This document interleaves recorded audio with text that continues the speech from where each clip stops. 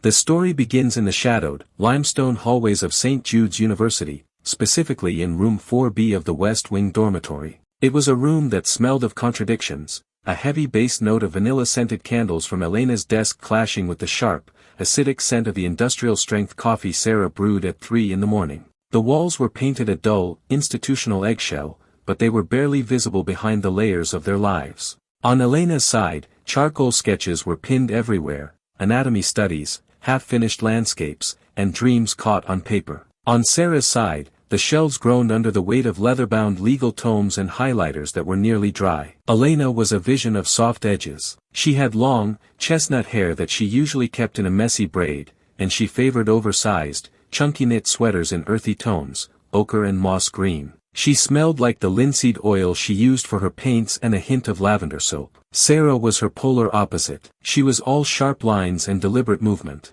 Her dark hair was cut into a sleek, chin-length bob that never had a strand out of place. She wore tailored blazers even to lectures, usually in charcoal or navy, smelling of crisp linen and the peppermint gum she chewed when she was stressed.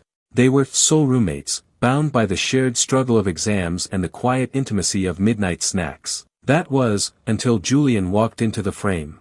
Julian was the sun around which the university orbited. He was tall, with shoulders that seemed too broad for the narrow lecture hall seats. He had eyes the color of a stormy sea and a jawline that looked as though it had been carved from marble. He didn't just walk, he glided, usually dressed in a premium leather varsity jacket that smelled of expensive sandalwood and success. It started in the library, a cathedral of silence with towering oak shelves and green-shaded lamps. Julian sat across from Elena. He reached out, his fingers brushing against her charcoal-stained hand. "Your art has a soul, Elena," he whispered, his voice a low vibration. "But a girl like you, you're too precious for the vultures on this campus. Let's keep this between us. I don't want the popularity to ruin what we have. It has to be a secret." Elena, wrapped in her moss-green sweater, felt the heat rise to her cheeks. She agreed. 2 weeks later, in the sterile, fluorescent-lit student lounge, Julian found Sarah. He sat close, the scent of his sandalwood cologne overwhelming the smell of old floor wax. "Sarah," he said, looking at her with an intensity that made her legal logic fail. "Everyone expects me to be with someone superficial. But you're brilliant. If people know, the drama will never end. Let's keep this our little sanctuary. Just you and me." Sarah, the girl who never broke a rule, found herself keeping the biggest secret of her life. For months, the dormitory room became a silent battlefield. The shared laughter died down.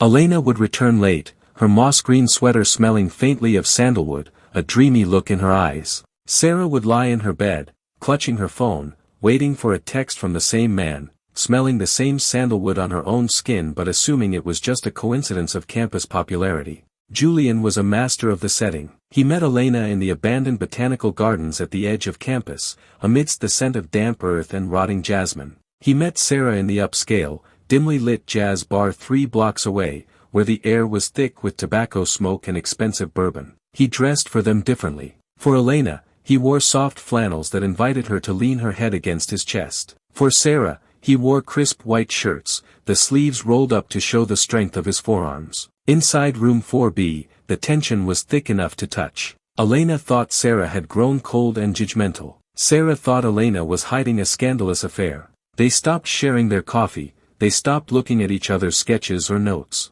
Julian encouraged this. "Your roommate, she's a bit much, isn't she?" he'd whisper to Elena. "She doesn't have your heart." To Sarah, he'd say, "Elena is so fragile, Sarah. Not like you. You're the only one who can handle the real me." He was building a wall of silk and lies between two best friends. Professor Miller was the kind of teacher who saw through the bravado of youth. She taught comparative literature in a room that smelled of chalk dust and centuries of thought. She had noticed the change in her 2 best students. Elena's sketches in the margins of her essays had grown dark, Sarah's arguments had become brittle. Late one Tuesday evening, Professor Miller was crossing the quad, her trench coat fluttering in the biting wind. The quad was a vast expanse of manicured grass surrounded by Gothic arches. Near the arched entrance of the North Hall, she saw Julian. He was wrapped around a girl in a moss-green sweater. They were kissing deeply. Professor Miller recognized Elena immediately. She turned away to give them privacy. However, 30 minutes later, as she walked toward the faculty parking lot near the fountains, she saw Julian again. Same leather jacket, same sandalwood scent lingering in the air, but the girl was different. She was wearing a charcoal blazer. It was Sarah. Professor Miller stopped. She wasn't just a teacher, she was a mentor. She saw the deception not as a romantic drama, but as a predatory act that was destroying the two most promising young women in her department. The next morning, she didn't go to the dean. She went to room 4B.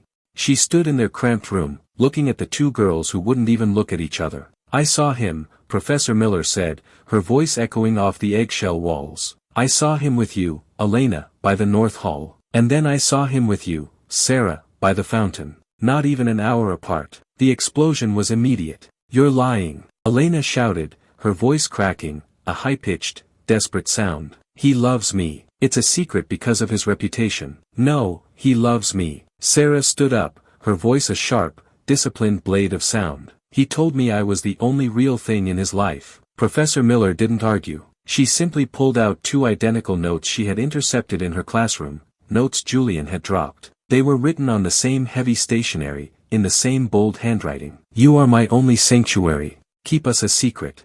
The silence that followed was heavy, like the air before a thunderstorm. The two friends looked at each other, the moss-green sweater and the charcoal blazer finally standing on the same side of the room. The girls didn't just want to leave him. They wanted him to see himself through their eyes. They arranged the meeting at the central fountain, a grand, tiered stone structure where the water roared, masking the sound of footsteps. Elena was to meet him at 8 p.m. Sarah and Professor Miller would be the witnesses, hidden behind the heavy stone pillars of the clock tower. Julian arrived, looking impeccable in a black cashmere coat. He smelled of that signature sandalwood. He walked up to Elena and took her hands. I missed you, my secret star, he said, his voice smooth as honey. He leaned in to kiss her. Wait, Elena said, her voice trembling but holding firm. Julian, am I really the only one? Of course, he lied, his eyes steady. I couldn't breathe without you. At that moment, Sarah stepped out from behind the pillar. Her heels clicked on the stone like a metronome of doom.